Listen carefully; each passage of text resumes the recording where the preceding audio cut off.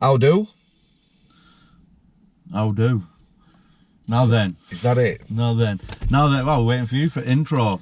Right, just on the security front, I want you to know this, guys, yeah?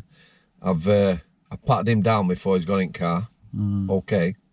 And he's brought me a bottle of water. And tell him your thoughts behind thinking about the bottle of water. Okay, so I was just on about it to Lee, so and he said, oh, has he bought you a brew yet? Being a Yorkshireman, he's tight. So I said, no, I bring bottles of water. So last week I went in the kitchen to bring the bottles of water, because I know the first one we did, I don't know if I brought one down. I didn't, because my mouth was dry, so I thought, right, I'll take us a bottle of water.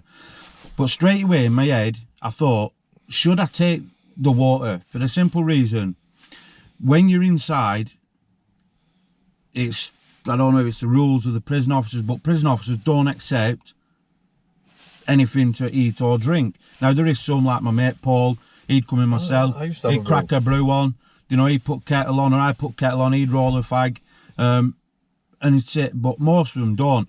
So in my head I'm thinking, should I take this water? Because even though he's my pal, and he's an ex-prison officer, it's that like, what's the word? It's that installed in me. Well, it is. It's like conditioning. Yeah, I'm conditioned. So I'm like, conditioning. and then I thought, should I take it? Will he feel awkward of not accepting it? Or it's a stupid thought, but that's what went through my head, and and I just took it. So I was expecting a butty as well. Oh, fucking hell, weird jam on. Okay. Yeah. Anyway. I'm a bit. You can see. I'm struggling to eat for myself. Like. Fucking hell. Right. So I think a good place to start. Your mate. Paul, I can't remember his second name. I said use his second name like you. And that lassie yesterday that I interviewed, Amy. That was hard. That was quite. One person, that old fella, she's out to kill herself. One person, like your mate, bless him. Yeah, like Mr. Goodridge. So it's over to you, mate. Yeah, so going back, so Mr. Goodridge was the manager, for those that, just to recap, Mr. Goodridge was a manager. He'd come down the block to do a review, got me to tell him my life story, told it him, and said, right, I can see some potential, I think you can do some good things, I'm going to give you a chance. Nobody's give you a chance. So he puts me on the enhanced wing. Can I just say something before I carry on? You can say anything you want, mate. Right, so this was bothering me for a couple of days this last week, and I want to get into this because a lot of things people say stuff and automatically he's a troll. That's the word thrown. So if someone disagrees with someone on social media, automatically they're classed as a troll. Or they put some... But trolling is when you actually, you're abusing someone, but giving your opinion that's opposite, that to me is not a troll unless you're constantly hounding the person. Yeah. But I read a message. Now, this is quite important because this is why mental health is not the forefront of government, healthcare, employers, NHS, employers. And this is the comment. The comment was something round about, I can't remember it fully, but it was basically said, we've all got a sob story. You went and did this. What do you expect? We've all got a sob story. Fair enough. Now, I like people who give their opinion. Yeah. Because I'll listen to it. Sometimes I go, oh yeah, they're right there. But that comment is why things don't change. Because there's this thing, oh, it's a sob story, it's a sob story. None of my stories are about trying to get sympathy. They're a sob story. It's trying to show the effects that happen to people in life causes this, this and this. Yes, I went and committed my crime. But these were the reasons why. So it's not about giving a sob story. The mentality around that needs to change. Because until all that changes and people really start recognising, it's always going to be just there. You with me? It's not going to crack through and massively take the word support. It is a story. That's what happened to you. And that's what's transpired. That's what your actions followed on from that. Yeah. But then, like, you have that video yesterday with Amy. That in itself can make somebody close off. Because it's already difficult for her to sit here and talk. I'm using it as an example. Oh, yeah. It's difficult for, you know, and it was emotional yesterday. I related to a lot, but listening to this woman, this life, and think, wow, this person's actually going through this. Well, she's in a very tough place because she's come off her meds. And like we said on a video, don't advocate anyone just coming off meds or anything like that. But the weight issues were massive for her. Yeah. The fact that she is in a good place, she's, you know, trying to do stuff with mental health, trying to get herself working from home, but also helping people. She's recognised that, you know, but the comments were, you know, I phoned last night, she'd text me and said, I've just watched it with my partner. And I said, yeah, she says, amazing, you know, people are just... But it's like, but as an example, write in a comment like, oh, it's a sob story, blah, we've all got... That automatically can make someone go, lock the door and that's it, you won't get back into them emotions. Do you know? It's just an awareness for people that even if you don't agree, just be aware of what your words and comments can do to other people. Do you know? And it just...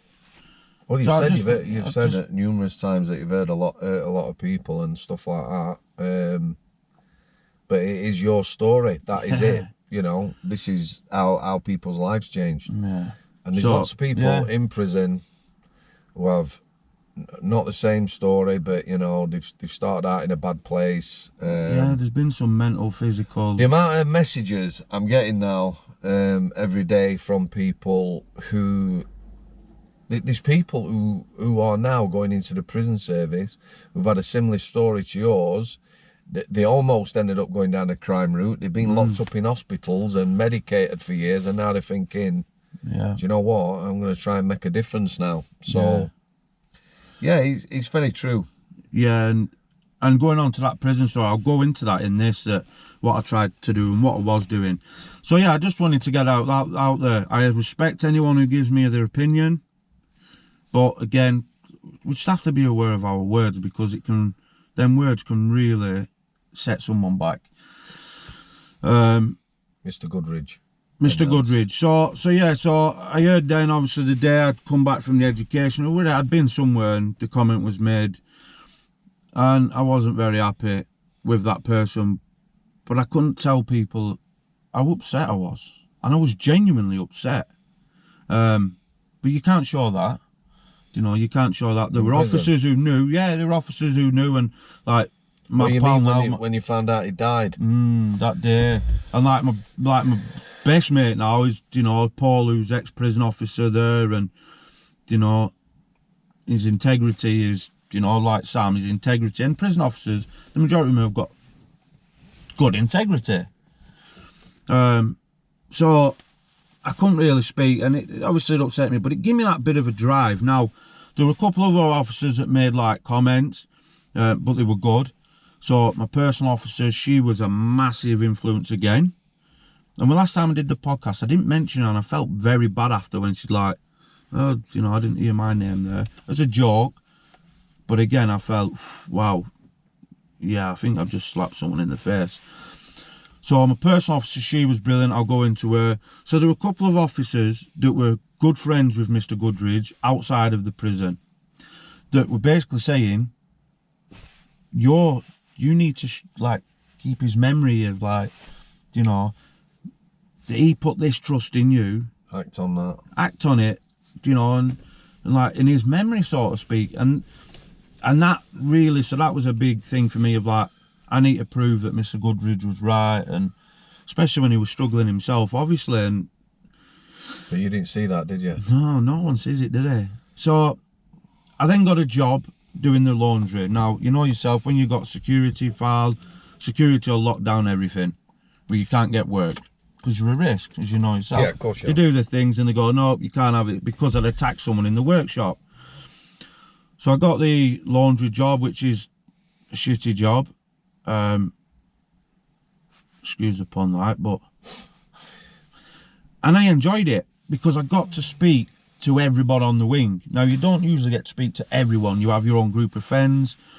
You know, some people like to do one thing, gym lads do another, pop. Everyone, you fit into your own group. But me, I never fitted into one. I'd speak to everyone. You know, it didn't matter who they were or didn't want to know what they were in for. Someone was right with me, I was right with them. But I got to speak to people. And then I got approached by someone in education. Oh, I started writing, doing creative writing with this guy called Billy. Prisoner? No, it's CV. He goes in twice a week. Oh, yeah. He's got his books, Billy Muir. He's got some published books. You know, so he's an author. And he was the writer in residence. So I got talking and I went on this script writing class, and it was really good to act out, write. And he taught me then how to start writing short stories. I started to write my book. And then he suggested, why don't you start teaching inmates to read and write? So there was a thing called Shannon's Trust. So I spoke to the education manager. Again, she passed before I got out, and she was another. It's weird how the good ones seem to go. You know, she had an illness, or Jess. I did a week's training, but I seem to get all the foreign nationals. I don't know why, but that was primarily my thing. I'd get the foreign nationals, and it was good to break down, not my insecurities, but start being myself on the wing. And what I'm trying to say is I didn't have to keep this odd act. I didn't have to keep this look on my face. I didn't have to be quick to put someone down if they tried to put me down. It really taught me something, and what it taught me, and I'll explain it. So I can't even remember his name. It was an African lad, didn't speak English. So I had to teach him words and then also what they meant. But someone who don't speak English, trying to learn English is hard. So one of the questions was, and this is what snapped me out of it, of not bothering what people said, whether people started laughing at me. The thing in the book was, the owl hooted on the tree. So he's like, this, and he's pointing at hooting, right? So I'm like, woo, woo, woo, woo. Not doing it loud. So he's laughing. There's people learning on other tables, they're laughing. Lads on the wing, they're laughing. And I'm just like, woo, making stupid noises. And that's how I learned I got through to him, by making noises and acting them out, you know. And that just broke down that thing that it's okay for people to laugh, because they found what I was doing funny. So they weren't laughing at me because, you know, laughing with you, right? They were laughing with me, yeah. Or they weren't laughing at me, but because I was making them laugh. And that sort of like helped, and it built my confidence to have some patience, because when you're trying to get through to someone who can't speak your language, it's very hard. Of course it so is. It started teaching me a lot of skills, you know, my patience, learning how to communicate in a different way. And it just built my self-esteem more than anything, that I was doing something. Then I got approached again by Jess and said, right, we think you should be a mentor. And I said, what does it entail?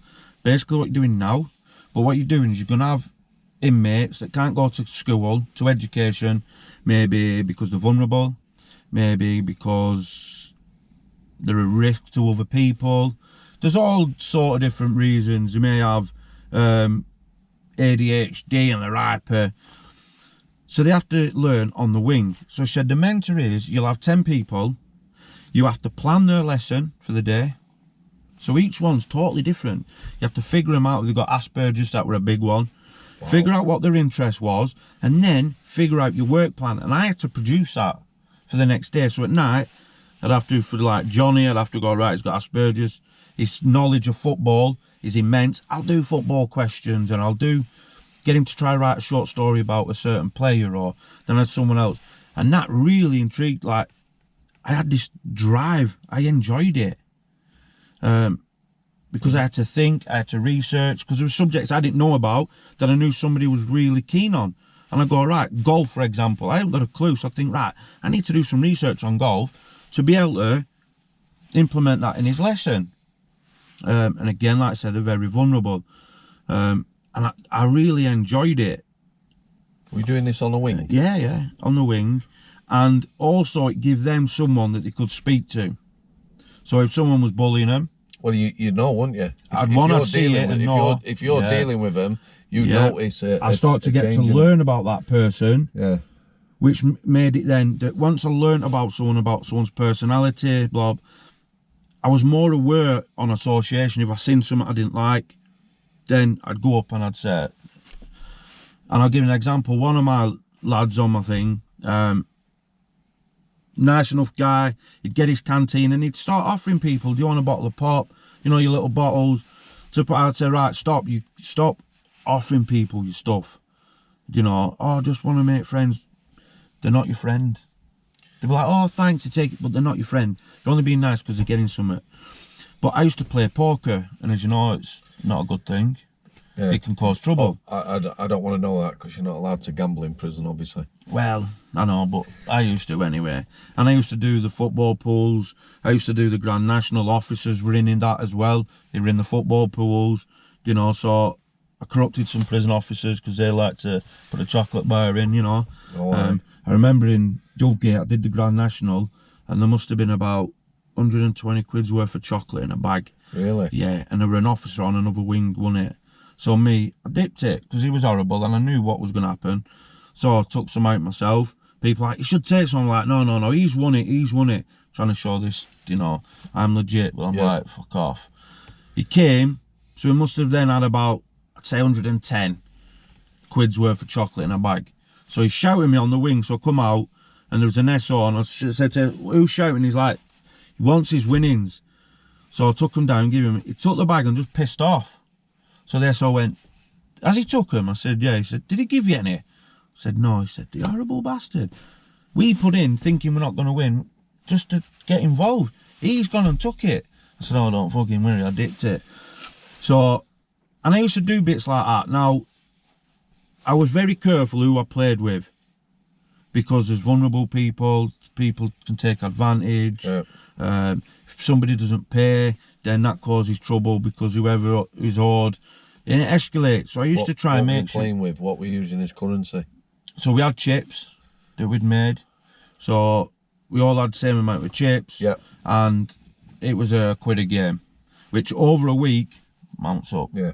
So I was very careful who I let play, and this lad obviously wanted to play, and who was part of my group. So one of the other lads, Izzy, said, no, let him play. And I'm like, no. The guy doesn't have a clue what he's doing. He's like, well, that's good. No, it's fucking not, you know. So I was very careful, but also staff used to approach me, Shaun, can we have a word? Yeah. I go, right. They'd say, right, look, we think this could be going on. Can you keep an eye on? What I mean going on is I don't mean people drug dealing. What I mean was somebody's being bullied, or somebody's being extorted, or somebody's having the property taken. The lad's not mentioning it, but prison officers know what's going on. Yeah. So they'd say, can you keep an eye on it? Now, not an eye to find out and then go and tell them. It's basically keep an eye on it and go and police it. You'll have done it yourself, I'm sure. Yeah, of course. You'll have used inmates to sometimes get something sorted out, or to use them in a way. To be fair, when we were on K-Wing and it was, you know, it were buzzing, it were bananas, there were 36 gang members on there, you know, mental health and everything else. There were lads on the wing who would come up, they'd just be chatting, and they said, Mr. Samworth, you may want to check on that lad in 218 or whatever. And not exactly saying something, but yeah, of course they did. Yeah. You know, there were a lot of decent lads, like I say, on the out, you would not want to cross them. However, they'd see something going on and maybe not want to get involved themselves, but they definitely... Yeah, it's not acceptable. Yeah, and it's like, then I got the wing rep job and I was pushed into that. I didn't want to do it. You had to have a voting system on the wing. So people who wanted to do it put your name on the thing, and then a sheet went round and you had to vote on it, which taught you a bit about democracy. Yep. And I didn't want to do it. I was forced into it basically, and I'm a people pleaser, and I've always been a people pleaser. Even now, my downfall is I'm a people pleaser, a bit like Amy. I want to do everything for someone because I want to feel accepted, or I want to, and I know I still do it now. That's who I am. So then inmates will come up and go, right, I've had this issue with this officer. This got said. This, you know, I don't know what he meant by it. or they'd say, I've got this problem, because some people haven't got the confidence to go to the office, knock on the door, and speak to an office full of prison officers. Because you're intimidated, they're all in uniform. Yep. It can be intimidating for people who haven't got that social confidence to go and speak. So that bridged that. So I started to learn a lot about myself. So I was doing the mentoring, and then one day I'm got my arms on the bars, I'm on the twos, I'm talking to someone, and he's like this behind me, and I went, what? And he's like, there's someone behind you.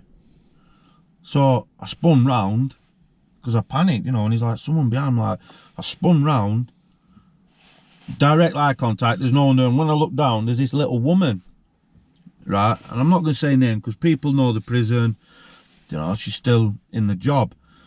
But she's an inside probation officer. Yep. It's only like 3 foot something. No lie, she's tiny. It's little diddy thing. And her accent was so strong. So she said, oh, I'm so-and-so. I'm from the probation. I'm going to be your... Oh, what's a word now? What's a word for the inside probation? Inside probation? No, there's the thing, isn't there? What they called now? I can't believe it's gone. Don't know. Anyway, they've got a name for it. So she said, I'm your offender manager, your offender supervisor. Yeah. And I went, right, I'm not being funny with you. And I'd said this throughout my sentence. I said, I'm not being funny with you, miss. I appreciate you coming to speak. You're now my offender supervisor. But I've got no interest in doing anything with you, any work. I'm not expecting to go home. And I genuinely wasn't by this time expecting to go home. I'd got this sentence, I'd had all these nickings, you know, I couldn't even get enhanced, not done any offending behaviour courses. I weren't going home in 2 years. And that 3 years I'd left, I said, so it's not waste your time, miss. You know, use it on someone who actually needs it. And gospel, she looked up at me and she said, I'm not interested in what you want. I'm going to come every week. And you're going to see me every week. If you sit there quiet, you sit there quiet. But you're going to see me every week. And I was like, that was the first time that someone had basically put it on my toes. As in, not threatening way. No. But as in like, no. You ain't dictating. Yeah. Whether she knew something, I don't know. But it was, this is what's happening. That then gave me that, all right then, miss, I'll see you next week. I thought, I like this person. She just put it on me. You know, a lot of staff, a lot of probation officers, you tell them to go away, you're not interested, they just walk away. Yeah, they would. They're like, you know, they don't want to do the work, or they're like, if you don't want to help yourself, I'm not helping you, ta-da. Won't engage. She didn't. She was like, I don't give a shit, I'll tell you why. I'm going to tell you how it is. So, that's when the work really began. That's when it really, really began. Now, this part is not, we're not going into like, it's not going to be emotional. I want it to be positive. So I started seeing her every week, and that's when I started to learn who I really was. I still don't fully know who I am, in the sense who's Shaun. I've got an idea. I know enough, but I'm still like, who am I really? But then I didn't know who I was. I was just always believed I was this violent person that was never going to get anywhere in life, that was never going to achieve, and my life was going to be prison. And I'd resigned to that fact. But then I started to see who I was, and it was horrible. I fucking hated who I was looking at. And I'd look in the mirror, I hated the person who I'd become, things I'd do. So they were the sort of things we worked on. How did she do that? How, you know, what sort of... We'd just start talking, so I'm very good at changing a subject. So we start talking about something that can get me emotional. Now I'm a total different, but then I'm very good at steering away. Let's detour off. Do you know, if I know someone's got an interest in rugby, I'd start talking about rugby. That takes it away. You mentioned the R word now, haven't you? Yeah. He's on it now. So I was very good at doing that. She didn't allow that. It was right, all right, she'd let me speak for a couple of minutes. We'd be all right, let's go back to what. And she kept it. Fair dues. But she didn't push me. And over time, I started to trust her. And from going back from that probation officer who said there's nothing we can do until you do something. Yep. You know, this was a total different.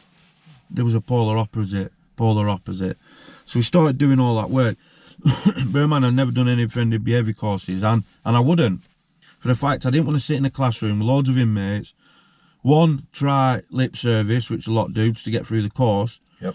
Or two, start talking about my problems, because people use that as a weapon. People know how to get to you. They know what a weakness is. And never mind what gets said in this classroom stays in this classroom. Men are probably one of the worst for gossiping. The gossiping in a man's jail is shocking, really, because you don't expect it. I don't know if you've seen that. You must have done. It's always, he's doing this, he's done that. The horrible places for that. Yeah, look at them he's wearing, look at that he's wearing, look what he's got, look. It's so like, and I thought there's no way I'm going to start talking about stuff I've been through. But it worked, because it was just me and her sat talking. It wasn't formal, it was an informal, comfortable like this. And I just started to see things clearly. What my actions, what my offending had on people. The amount of victims I had. Because she said, how many victims have you got in this case? And I went, one. Yeah, one. I only attacked one person. And she's like, now have a think about it. Who's been affected by your offences? And I went, him, his dad, his parents, my dad, the neighbours who heard him screaming, the police who brought the door down and found him, the ambulance people who attended, the nurses when he got there, the doctors, the surgeons. And I said all them, and then that was it. And she went, and who else? And I went, that's it. And she's like, you're still a victim. And you need to start realising that you are attacking people, but you've also got work to do on yourself. As in, this has happened to me, I need to get over this to then progress in life. And that's what we did. But I also had the support of Paul, not Mr. Goodridge, my pal now. And that was a kind of a weird because I didn't really trust prison officers. And I had to go to hospital and have a camera put up the old the backside. So the nurse had come over, bang up dinner time, and give me these 2 sachets and said, put them in water and drink them. But just be aware, you know, you're going to be on the loo all night. Because the camera had to go in my bowels, and it had to be totally clean. But because it was locked down over dinner, Paul had opened the door. He went, gives a minute. This is probably the first time we'd spoke. We'd had a little chat when I attacked that lad, and he'd seen the CCTV. Yep. But he gave me a spray bottle and said, there's some air freshener for yourself. I'll come and speak to you when the door's open. So the door's open, he come, like, true to his word. Come in, can I sit down? Yeah. We had a brew and a fag. And he just said, look, I've had this procedure done. This is what... Because I was very nervous. I'm thinking, wow, this... You know, I'm going to have all these people around me. I'm going to have this thing inserted and blah, blah, blah. Cuffed. Yeah, cuffed up.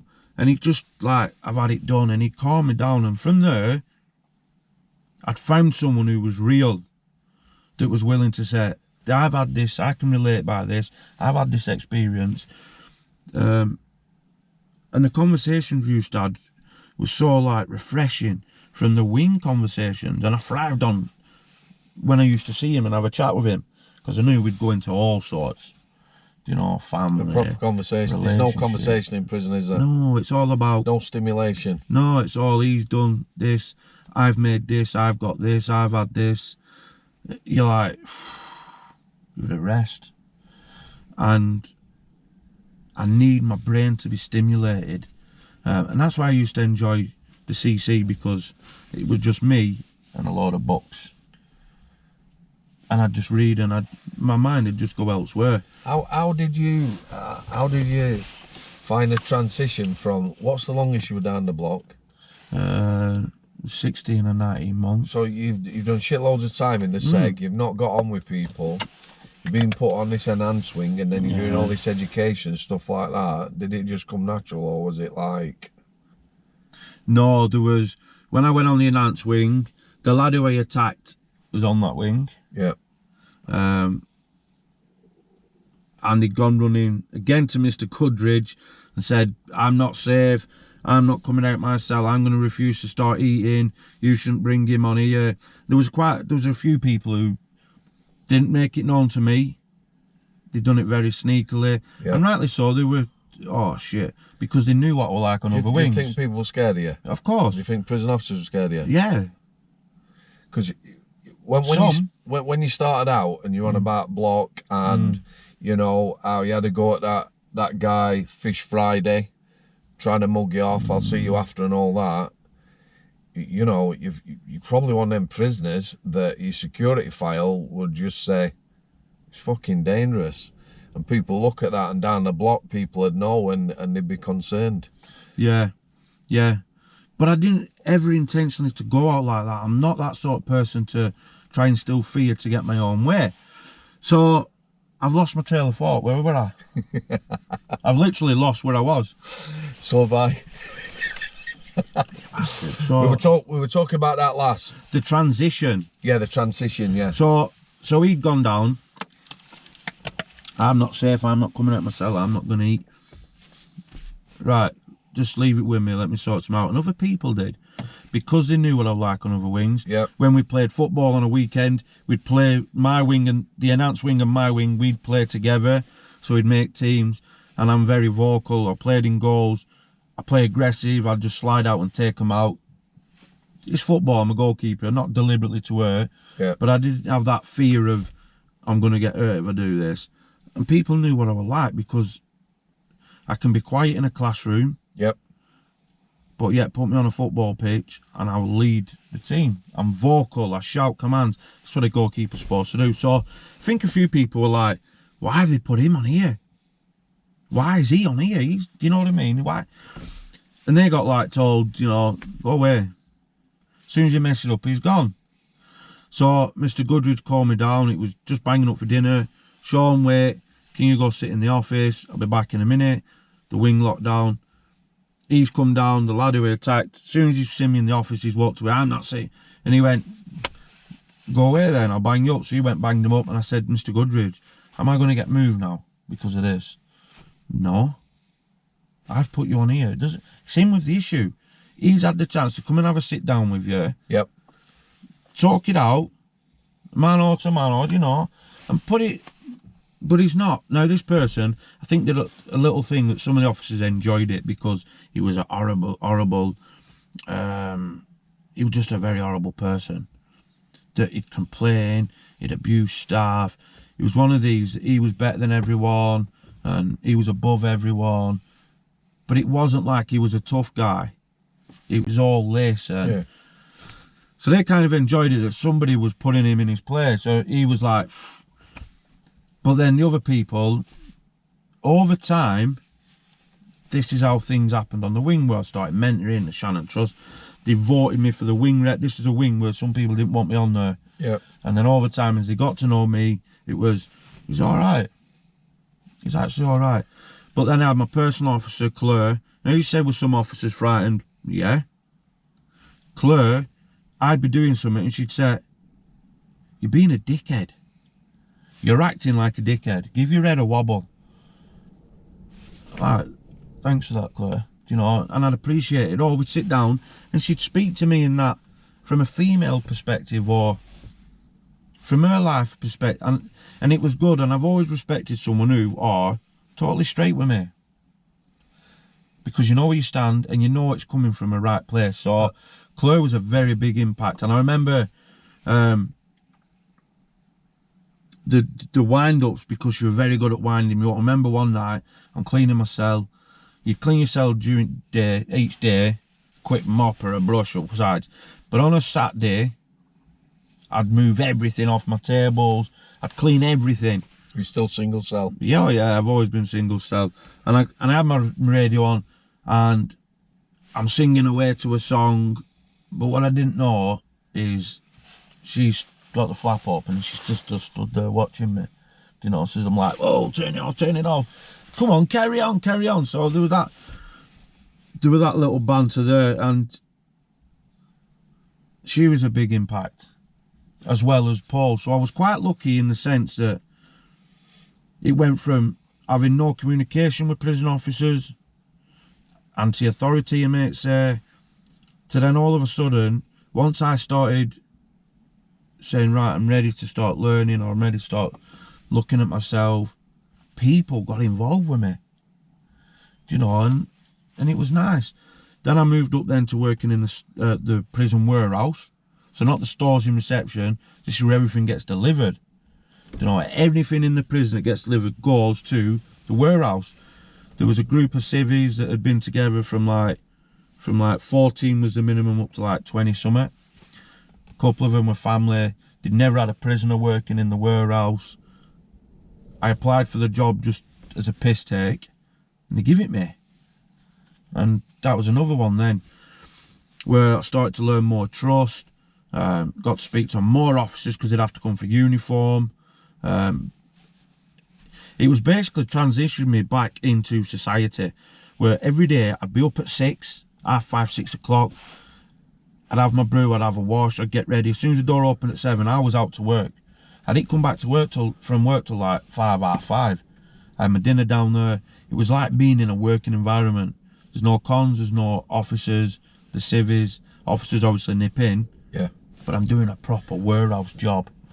A lot of trust there, isn't there? Yeah. That's like the old red band job. Yeah, and like I said, and Paul will say this, and Claire as well, because they'll both be watching this. They'll say if I'm wrong. I was in charge of prison officer uniforms. So they had a warehouse, then they had another run. There was some like aisles with all these shelves, and it was a mess. One side wrote prison officer uniforms just chucked in. Yep. So you'd have to go route in. It was horrible. And then on the left, they were all empty, but they were caked in dust. So I said to Steve, who was the manager, the warehouse manager, I said, can I sort that up there? I've got nothing to do. We're not busy. And he went, do what you want to do. If you can make it tidy, more easy to find things, crack on. So I spent a good week cleaning it. I had then my own system for officer uniforms. So when they come in for uniform, is my uniform here, go see Shaun. And what that helped with me then was, certain officers could have polo shirts. Yep. So industries, young offenders, and nights, anyone who did night shift could wear, because they didn't have to wear a shirt and tie. Yeah. But other wings weren't allowed them. And I didn't know that till I gave them out one day and got a bollocking. Stevie's like, no, they're not allowed them. So Paul used to come and get his, he'd get looked after. So my house block, the officers had all come down, you know, because it was my house block, I knew them. But then other officers would come and they'd be like, any chance of a couple of polo shirts? I know I'm not allowed them. And you're like, yeah. They walk away happy because they think, oh, I've got something that people... Got a squeeze. I've got a squeeze, yeah. They do it just as much as inmates. So I enjoyed that. And then I was talking with Billy, and I used to see him every week as well, and I used to write my stories, I was writing my book, and he said, have you ever thought about public speaking? And I went, no, I couldn't do that, And he went, yeah, you can. I think you can. You should look at it, you've got a story. People will listen to you. So I went, right. So I went back and I wrote like a thing about what I was going to do when I got out, how I was going to do it, how I was going to approach it. And then I thought, why don't I do it in the prison? So an ex-officer who'd come out of the army, he was a major. He could have gone another rank higher, but he'd only been in for another 2 years. But then he had to go Sandhurst, do his officer training. Yeah. And he said, for the sake of 2 years, I weren't doing it. So he left as a major, started working here. And it was like, I was already there when he started. And again, he was my personal officer on the other wing. We got talking, and I used to watch how he was with inmates. Those who thought they were big and tough, he'd fly up the stairs and he'd be right in the face. It's a guy who's dealt with trained killers, you know, where he's drilled people to become killers. He's a major. So these inmates are nothing to him. And so we get talking about his army, and he said, I hate this job. There's no respect. You know, no one has any respect. There's no... In prison service. Yeah, he said, just on them wings, in that place, he said the structure, he said, I don't like it. He said, I've not been used to this. So he started working nights, going around with like Oscar Warner, doing whatever. Yeah. Then he became prison officer training. So outside the prison was another like house, and that's where they used to train the prison officers, trainees. So I got in touch with him. I got someone from warehouse to ring over. Shaun wants to speak to you. Yeah, not a problem. And Dave was brilliant. Dave Williams, he was called. So he came down, what's up? So I said, this is what I want to do when I get out. I want to see if I can do it here, and who better to do it in front of a group of prison officers? And he went, that's perfect. What do you want to talk about? So when I told him, he's like, perfect. This is what we need. Our trainees get told one thing that's really bollocks. Yeah, training's shite. Your training is not really what's going to happen on a wing. No. They need to see what's really going to happen, and they need to get rid of this PC shit that they're taught now, because it doesn't work. When you've got someone who can have a banter, like I expect, if we were in the same jail, we would take the piss out of each other, I think, or we would have a laugh. I used to have a laugh with people. And that's how you build a... It's also how you get through day, and you get through shite. Yeah, when it's boring, and that's how you build a rapport. And it's like, perfect. So the first group I did, I think it was 22, 23. And the first one was very interesting. So they come in, they don't know what to expect. I'd never done this before, so I'm literally shaking. My insides are spinning. My mouth's really dry. I'm in a mess. Where I'm sat in myself thinking I'm not doing this, and I'm sat waiting. It was over dinner time, bang up. They take me out, take me down to the chapel, and I thought, I'm going to tell them I don't want to do it. I can't do it. And then when Dave come and he's like, ready, let's go. He didn't give me that option, said Dave. He was like, ready, go. So he walked over and he said, listen, there's going to be a couple of people in there that've got these views, and I know what they're going to be like as prison officers. See if you can spot it. Yeah. So I start talking, and there's this woman. She's got her legs crossed. She's got her arms folded. I'm talking, and now and again she'd just look up. But I was that nervous, I was walking up and down where I was stood. No, Rolly, I'm walking up and down to try and get everyone's eye contact, but I'm nervous. And she'd just be like, sideways on as well. Now and again, just glare up. So I was honest. And I said, I'm not being funny. I know you're in training. But how you're portraying now, you're not going to have an easy time. You're not going to have an easy time. So Dave from the back, Shaun, can you explain why? Yeah, not a problem. So he explained it. I said, you knew you're going to come on the wing. There's going to be two types of prison officers, or three. You're going to have one who's going to be not going to speak, who's just going to bang people's doors. You're not going to have that thing where people want to speak to you. Where you've got the other ones who come in and they want to do everything possible to help. You're going to burn yourself out, because you can't. When one inmate sees that someone's getting something off an officer, things done, everybody's on them then, because they think that's an easy officer. And then you've got the other one who knows how to manage it, who knows how to communicate, but also doesn't have people taking a piss. Yeah. And I said, you may have views, you may have opinions, but once you've heard my story, you'll make a decision then how your time's going to be. By the end of it, she'd uncrossed her legs, she'd unfolded her arms, unfolded her legs, uncrossed her arms, and she was leant forward. I got her engaged now, because she's leaning forward, so she's hanging on my word. So that taught me something there. So then I taught him straight, I give him examples and say, you've opened your door one morning, this is how quick things can escalate, and how trivial to normal people in society see it, to how important it is for an inmate. So Sam opens me up one morning, he opens the door, morning Shaun, and I'm on him straight away. I didn't get paid yesterday, I couldn't get no fucking phone credit. I might be a cleaner and only getting £1 a day. I didn't get paid yesterday.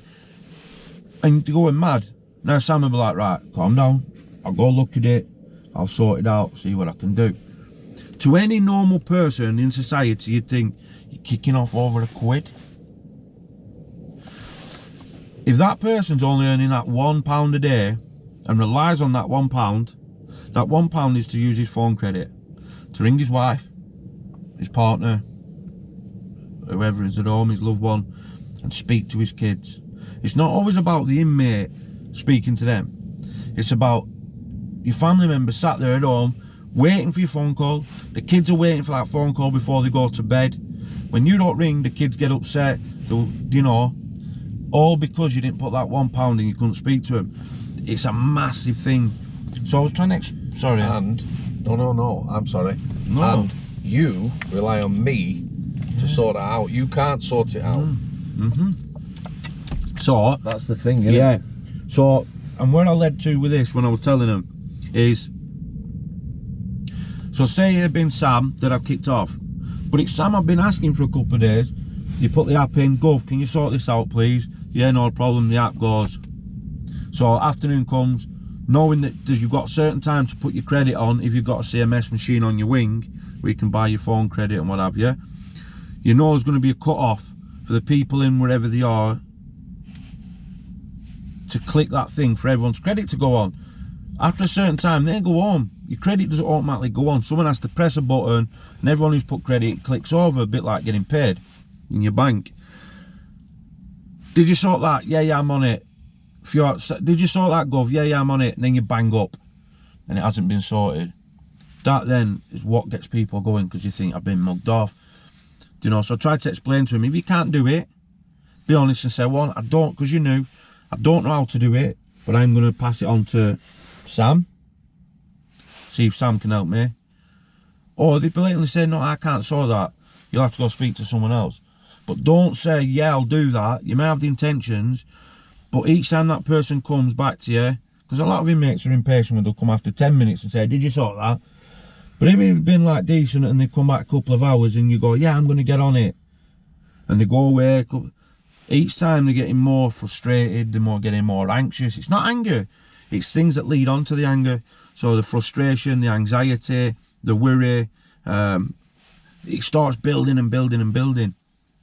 And a lot of prison officers make that mistake of wanting to help everyone, but realising they don't have enough time in the day. You've got 100 and odd inmates all wanting a piece of you. And so I had to try to explain all these sort of things. And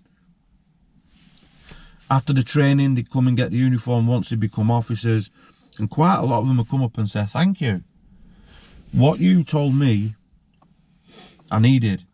Because I think at Park, and like again, Paul and Claire, everything I'm saying, they can verify, or to blatantly say I'm lying. The officers it was like a revolving door.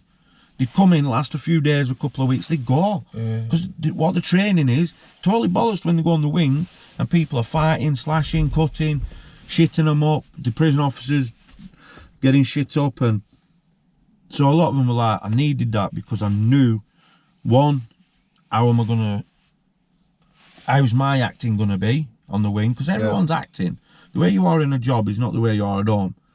You know, we all learn to adapt and use our weaknesses. You can still be yourself though, can't you? Of course, you've got to be yourself, but you've also, if you think someone's quite aggressive, you may not be an aggressive person, but you have to be blunt and say, not happening. You know, you can't show fear as a prison officer. Yep. And again, that was another one, was don't beat someone you're not. You see the new ones come on and they've got the swag. And I get it, inmates do it, I do it, everyone does it. Because you're trying to give that perception, I'm not a victim. You know, if you're not a person who likes rolling around, or you're not an aggressive person, you don't have to be. There's people there for that. You know, inmates respect it more when you've got someone who's real. You know, find what your skill is. It may be helping sorting applications. You get your respect by that. And honesty. And honesty. And inmates don't allow other inmates to abuse that person then, because this is someone on the wing that can sort things, that gets things done. If that person leaves the wing, goes back again. So people say, oh, fucking knock that off. Stop that. He's tidy. He's a good officer. He's a good screw. Dynamic security, mate. Staff prisoner relationships. See it on K-Wing. You know what I mean? A lad on 4s, I'm on 2s. I've got my own 75 prisoners. Mr. Samworth, will you speak to this lad? Send him down. Been trying to get this sorted for a week, boss. Or somebody, just come on the wing. You fucking bald-headed prick, you're getting it. 10 minutes later, you see one of the lads having a word. I'm sorry about that, Mr. Samworth, you know. All the time. That, and you need prisoners out. You need a regime to get that going, don't you? Yeah. Now, everyone's been locked up for 2 years. Yeah. Not just pandemic, 2 years. I know. I'd hate to think what it's like now. I'd hate to think what it's like. There's none of this. No, there's no communication. No, you know, all these new staff who've been here 2 years and never had prisoners out talking to on a landing. They're going to shit themselves. When the door opens. They're going to shit themselves. Yeah. And all these prisoners are fucking pissed off because they've been locked up for 2 years. Yeah. They might be doing the time behind the door, but at some point, that frustration... It's going to come out. Of course it is. It's going to come out. And I tried to explain this as well to the prison officers and say... Because there was someone said, and I said, look, prison officers will get respect when an inmate... A prison officer will get respect off an inmate when he shows respect. Or she shows respect as well. And this one went... What, so we have to start showing respect before we get respect? And I went, yeah, in a sense, it's a two-way. You're coming into our world. You're coming onto our wing. We have lived on that wing for years.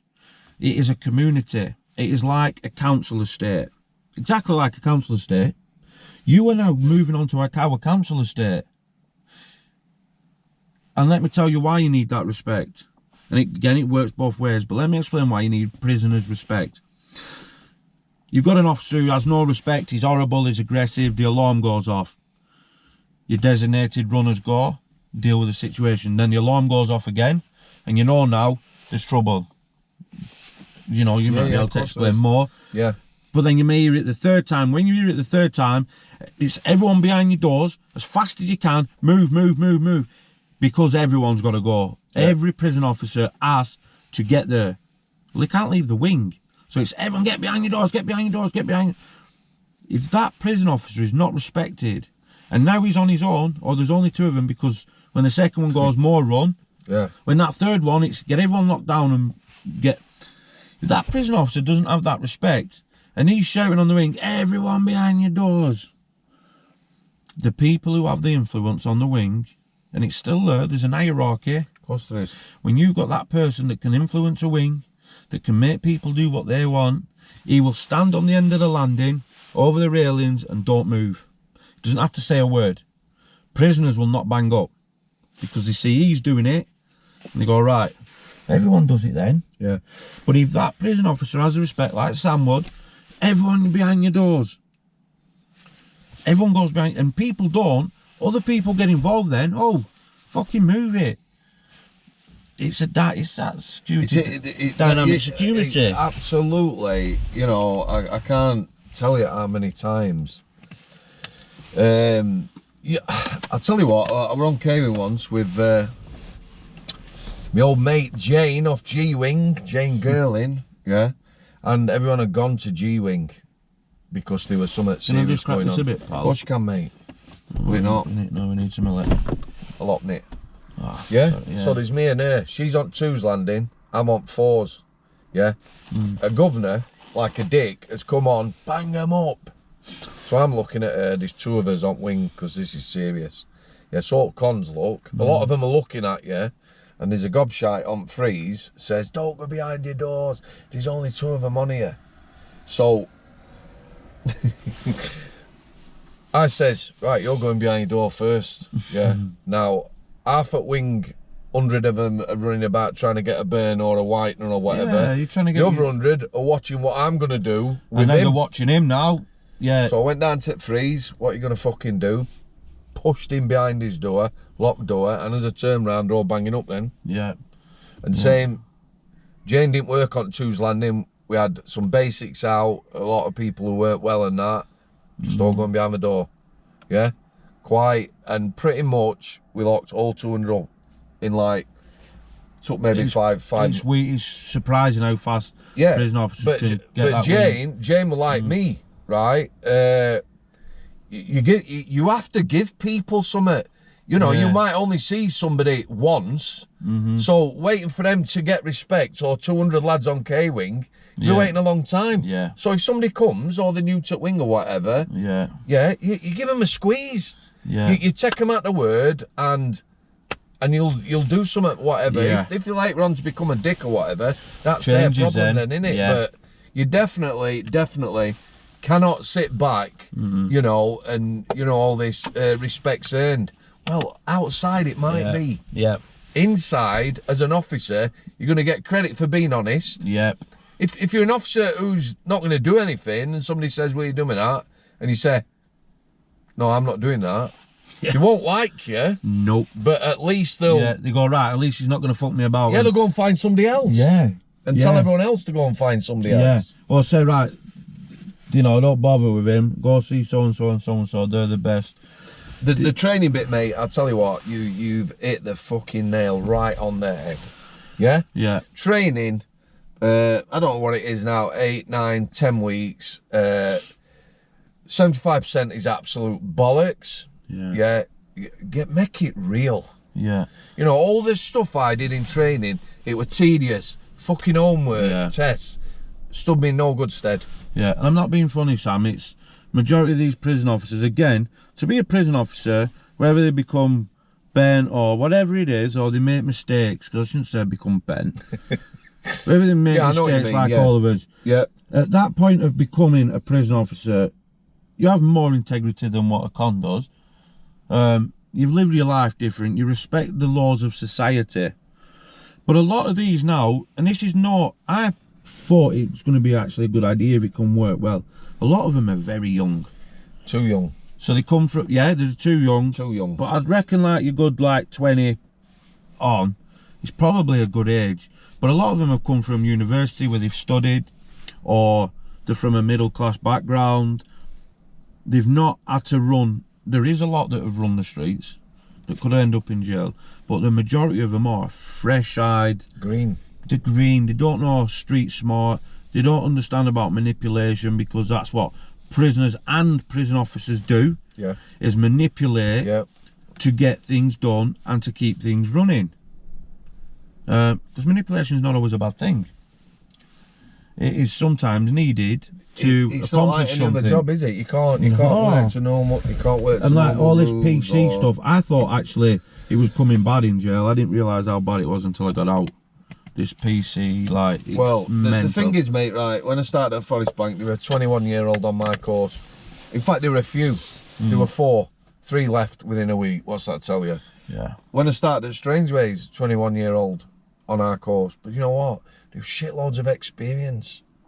Yeah. Yeah, and just the same as you, took you a week, that's all, to get your feet under the table, you're on survey and everything else. Yeah. As an officer on K-Wing, your first day, there you go, there's your fucking clipboard, unlock them for labour. Ruthless on 4s, I'm like, what's labour? They're going to work. Get them on, good out list, get them unlocked. That's it, they're all out. And then you got people banging on doors, they've got the cell bells on because you're not opening them, the stress. How you deal, I'd be like... After 2 weeks, ED on K-Wing, you're like buzzing now, because you're used to it. You're adapt. 200 prisoners shouting, running about, screaming. Yeah, so they need to do that now. Dave was on it, a couple of others were on it, and they went, look, we need to try to see something out that you can either get a job in the training centre, or you come back when we need you, you travel, and you come and give talks every month, every 2 months, when we take the new group on. They were doing it that much, I was becoming then doing a talk every 2-3 weeks, because they were taking that many, because that many were going, you know. But I got out, I wrote a letter to Mrs. Walsgrove and a few others, and nothing materialised. And I know someone put a comment like, oh, you'd have been good working in a prison. If I could get a prison officer's job, I'd start tomorrow. Do you know what? Of my life I've lived. I've always wondered how many, when they're knocking it and that, how many could actually do the job. Because, you know, it's all right saying this, if you're a fucking screw, you got to work to get assaulted if you get shit and piss chucked or you, or, you know, slashed or whatever. You're social workers as well. Yeah, the problem is, mate, you're hitting the nail on the head, yeah? You're a social worker, you're a communicator, you are a mediator, yeah, you're an authority. You're like a parent as well. You're a lot, of course you are. Of course you are. That's why on young offenders they have a lot of female officers and it works. Yeah. That sort of thing. But the problem is that you're doing 10 jobs there and it might take a couple of years till you've got all little bits, but now they ain't got that. Because you get given keys and it's like, fucking crack on. Yeah. Who's mentoring me? Nobody. Yeah. You know, you're getting paid now, go and fucking unlock them. Also, now you don't even go on like probation when you're walking around. There's no mentoring, mate. There's no experience left. There's no How experience. can you do that? Well, I know. The thing is, I know people are telling me, a lot of young people have contacted me, which I thank them all for. There's some older people going into the job. There's a lass today, bless her, who I spoke to this morning. Yeah. Horrendous childhood, gone through all the mental trauma, everything, been sectioned, been in hospital, and you know, she's applied to be a prison officer, and looks like because she said, you know, I've been through all this, and now I wanna try and make a difference. Should be perfect. The problem is now it's going to be tough because you're literally just going to get dropped on your on K wing. There were 5 new starters, but there were 40 staff on that wing, and we're all on different shifts. So even though there were 5 of us, you know, you're working with. So did they not split you all up? Did they just have you working together and you both knew? No. You just went onto a shift pattern. So I didn't work with the people who were on my course. Them 4. It'd probably be 4 months before I did a shift with one of them, because there were that many jobs going on wing or whatever. But there were loads of experience and, more importantly, fantastic management. You get a #1 governor who is respected by its staff. It goes all the way down. Morale. We had great managers on K-Wing. You know, I'm going on in front about Bertie Bassett and that stand-up guy. It's all going, mate. All that structure, the management structure, you know, governors now, fucking hell.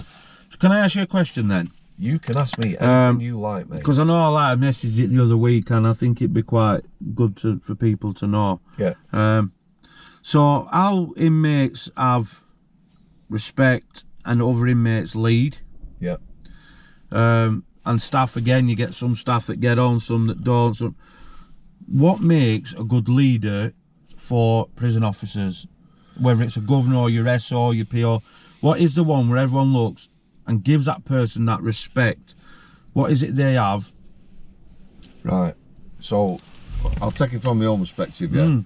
If I did a lot of overtime, way too much. Somebody said the other day, I never had PTSD in that job. I think you work too many hours, you got too involved or whatever. Maybe so, but that's who you are if you're a people person. Job, yeah. You know, they might well been stood back doing fuck off on their hand like some people were.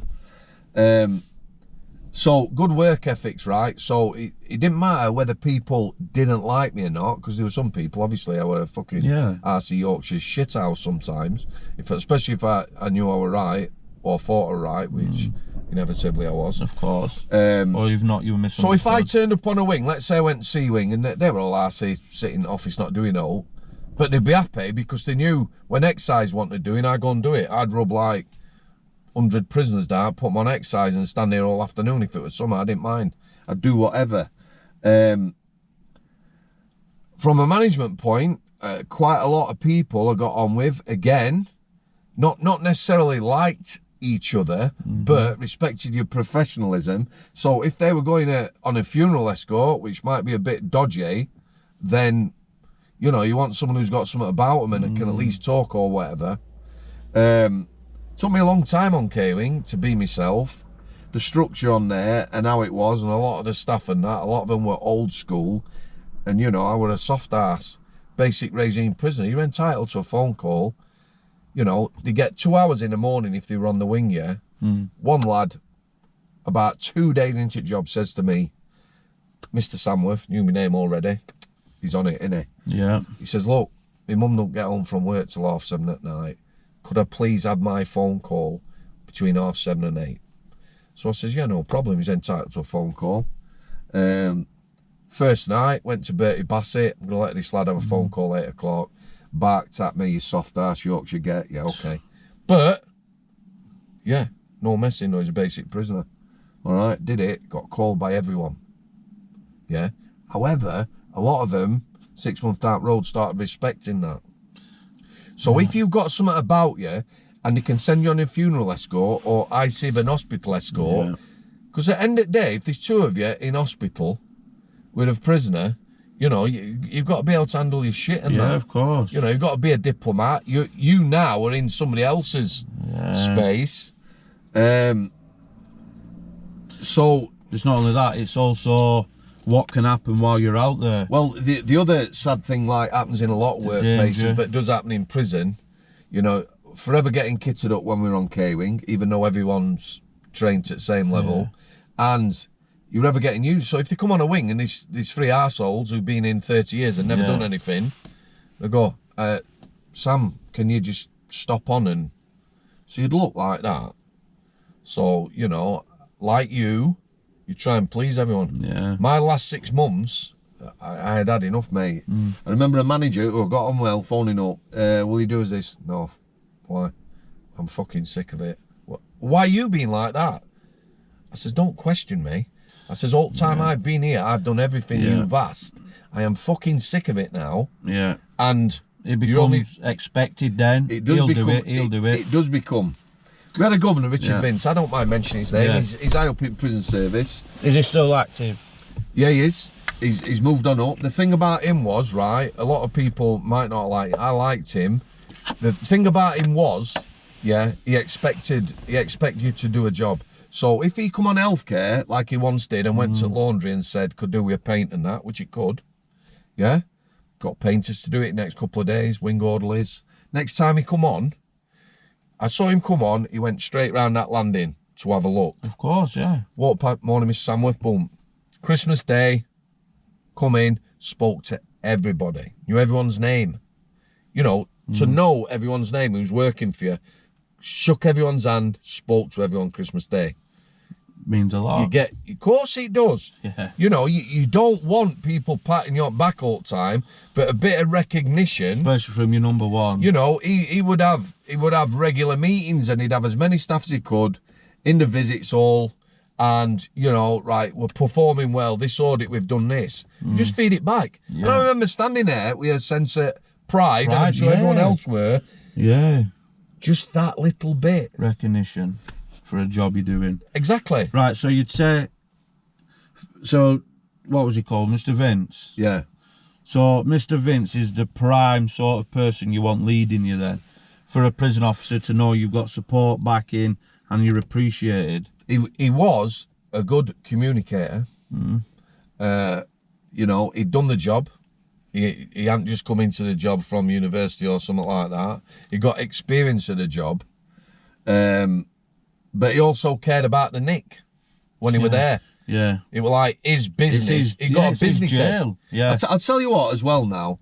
If you got some of these shrewd people who go in and turn Marks and Spencer's round and stuff like that, doing a meal for two for a tenner, make a difference to a big company, I would take a good businessman now in a prison over a fucking governor who's got a degree, spent 2 years going through ranks and then they landing in a jail. Yeah. You know, being able to communicate, and also a good thing about a good manager is caring about troops. Yeah. So if you turn up at an incident, fuck the incident, that's dealt with. By the time anyone turns up, there's an alarm bell, you know yourself. If you've kicked off, by the time troops arrive, you're already wrapped up on deck. Yeah. Yeah? Yeah, it always happens. You just need a manager to come and have a look round and see whether everyone's all right. Is everyone all right? Or just asking, are you all right? Well, yeah, my arm's hanging off, but thanks for asking. Yeah. Makes a big... Yeah, how are you feeling? Yeah. Yeah. You've said, you know, somebody taking time to listen to you. I can't tell you how many prisoners, it's fucking hundreds, mate, who just one person, keep going on about it, has took the time out to ask them how they're going, and, you know, they're running in the wrong direction or thinking about killing themselves, let's be right about it, and just, you know, somebody being kind for 5 minutes is just, and then it's gone again, that idea's gone out of your head. Yeah. I don't know whether I actually answered the question there, but... Yeah, you did. Yeah, you did. It was just like, what points of someone is a leader where people go, I want to be with him and I'll follow him. Honesty and being humble. Yeah, if you can be humble, listen, proper listen, not you're talking to me and I'm, yeah, okay, Shaun, go and do that anyway. Listen what people are saying, humble, honesty. Because I suppose if you've got a manager that you don't trust, or you think is a bit dodgy, or you don't have respect, if he tries to get a team to go do something, suppose it can be quite like, but if you've got someone that you respect, or someone, especially those, and I've said it before, Anna, the best governors or the best managers are the ones who have gone right through the ranks. They've literally walked the landing for years and years. They've been involved in wrap-ups.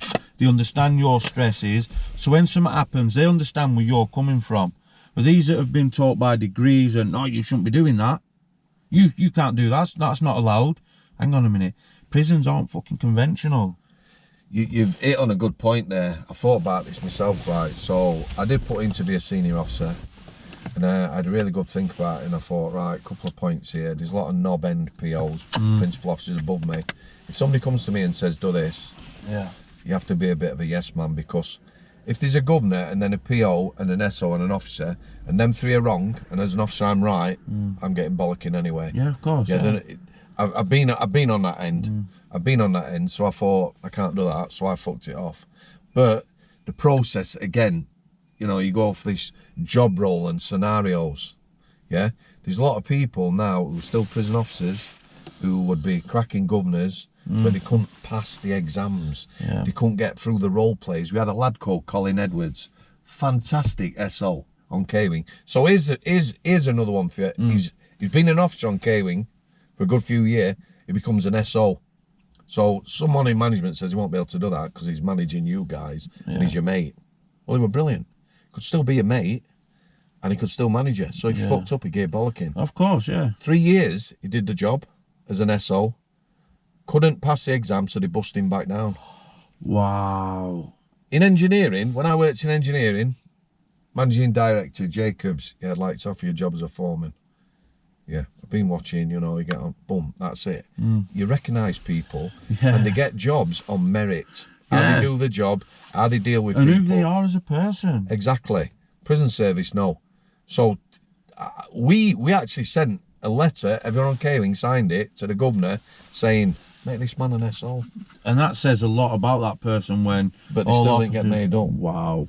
So, and that just... That's shit. It knocked the shit out of him, and very soon after that he got out of the job. I bet you did. And he's not the only one. No, but that incident would have turned a lot of people, I suppose.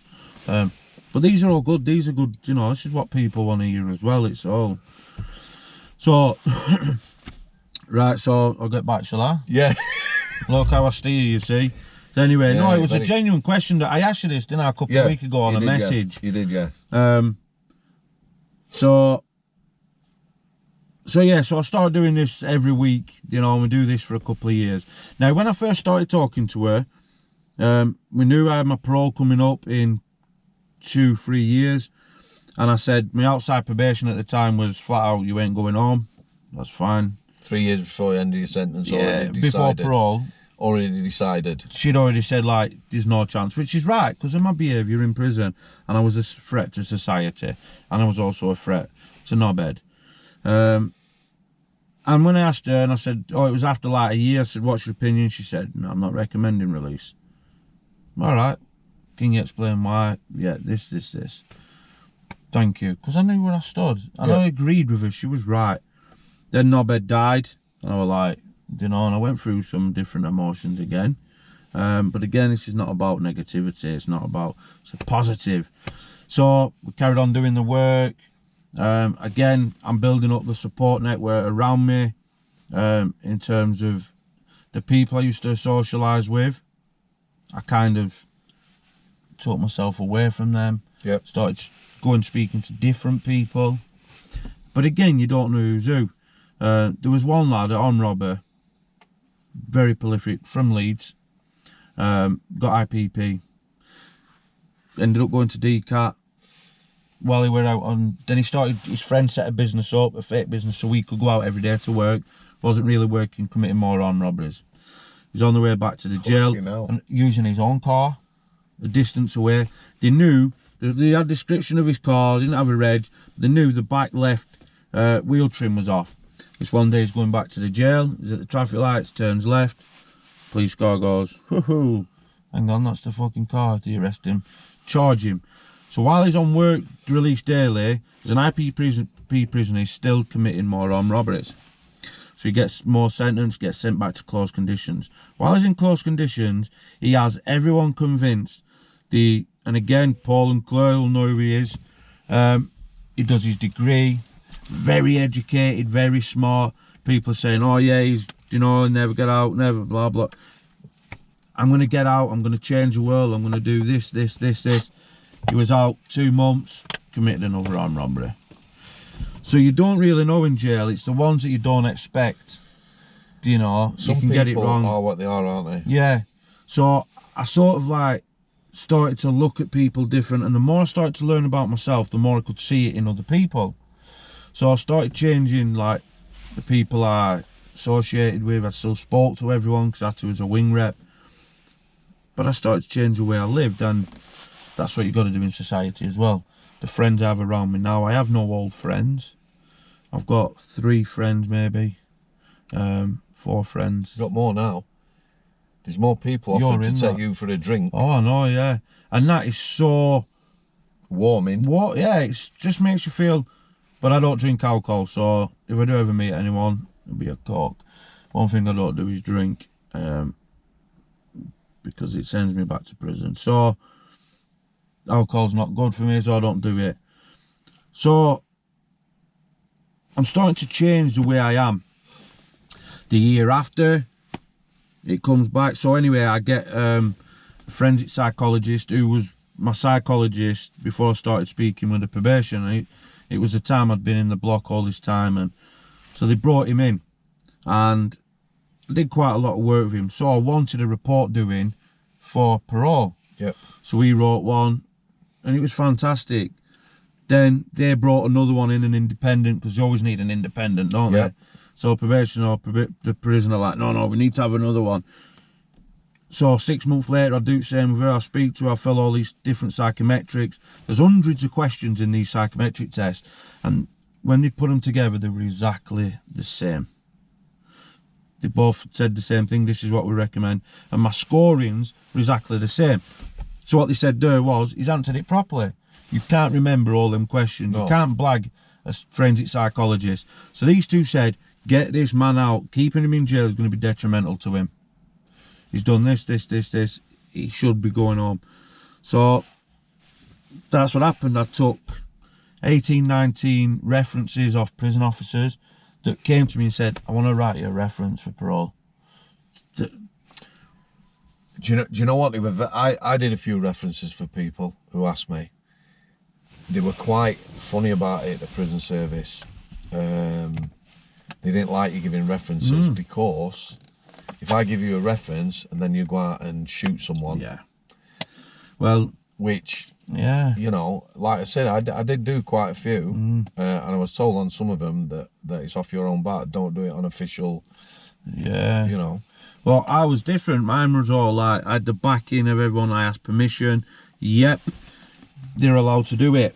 So that was really good. So that's what had started happening. I'd done all this work. I was in a different place. My thinking was different. My thought process, that is same in it, thinking and thought process. Yeah, can I just ask you, because I've talked about this, how come, did you get the psychological input because you were down the block a lot? Or because of like the violence in prison? Because a lot of people don't get any psychological input unless you're on like special units or... Well, what I wanted to do is, because it doesn't matter who you are, when you're coming up for release, you're because it's that human nature, I'm ready to go home. Now, I didn't want to make the same mistake as I did in the hospital, Sam, of going in, selling myself, and that's what you're ultimately doing. You're showing them that you're a different person and you're confident enough to go out and tackle the world. If you're not confident, they get worried, because they think if something happens out there and there's a setback, he's going to crash and something could happen. So what I did was, and by this time, she's still saying noisy inside probation. This is like the 2nd year.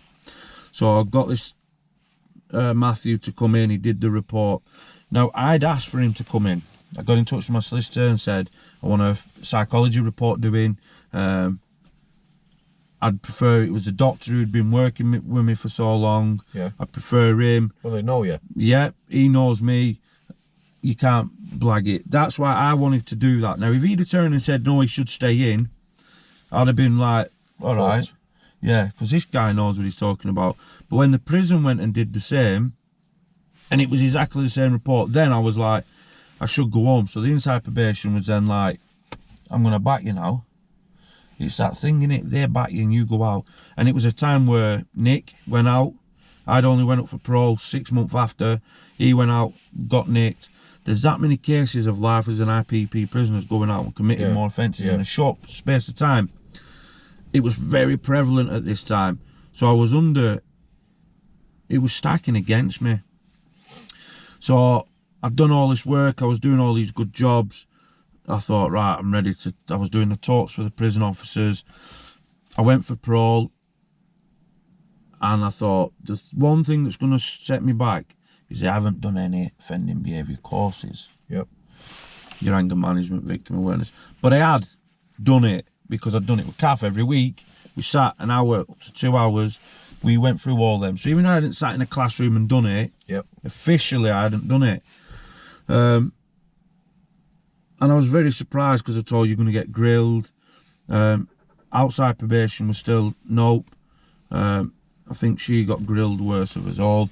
Me, I had one woman ask me quite a few questions, but not a lot.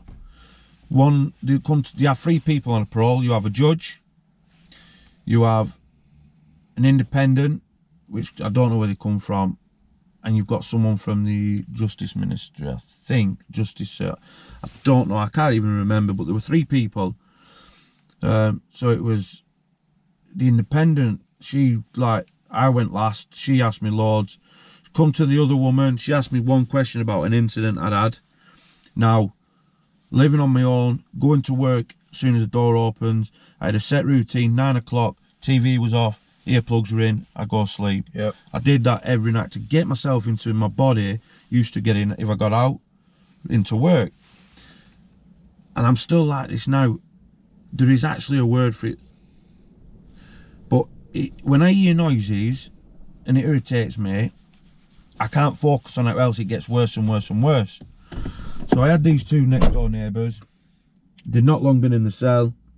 Ready to, I'd just started dropping off. Boom, boom, boom, boom. I thought, fuck, here we go, music. So I left it, 10, 15 minutes, banged on the wall. They turned it down. The next morning I come out, approached them together. Right, boys, and explain, look, I've been in for this amount of time. The way I get through my sentence, because they're like, whoa, and I'm like, I know, but the way I get through it is I have a routine I follow, and one of it is I go to bed at 9 o'clock. It gives me a good night's sleep. I wake up fresh, prepared, ready to tackle the day. I'm not getting up in a negative mind frame. Yeah, no, I know what it is, so I'd appreciate it if you just keep it down a little bit. Now you understand, there's 2 in a cell, they're going to be yapping and of course, yapping to each other, but there's still a level of respect. This is an enhanced wing that you don't expect that. On a mains wing is totally different.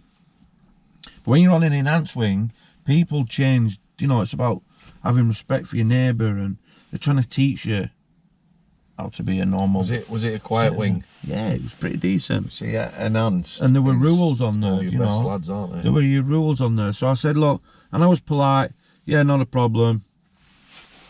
4 or 5 days later, boom, boom, boom, boom. I thought. So I'll come out the next day and I said, boys, I've already explained it. Please knock it off.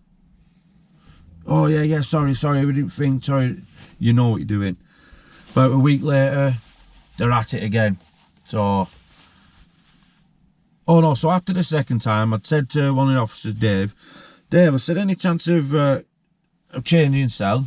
Why? I said, well, I want to go into a corner where it's quiet, and I'm not being disturbed. I wasn't trying to say they're disturbing. What I said was, like I had the issue, like it was me. I said, when I hear noise, it affects me and I can't sleep. And so can I go down into a corner cell where I'll have a look at it? So when this happened a week later, I was like, this. So open the door, door's open. I flew straight into theirs, locked the door, and said, Privacy right, lock. put the privacy lock on.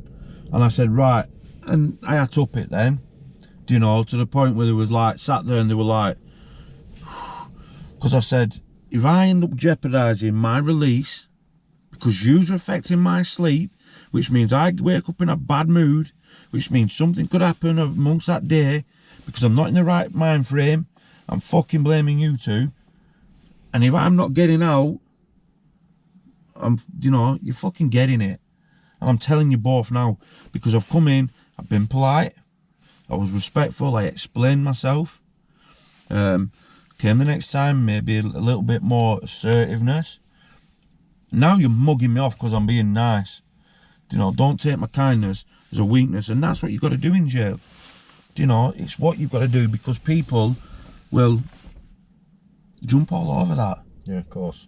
You know, they take kindness and weakness. They take manners, kindness as a weakness, when it's the opposite way. So I then came out of their cell.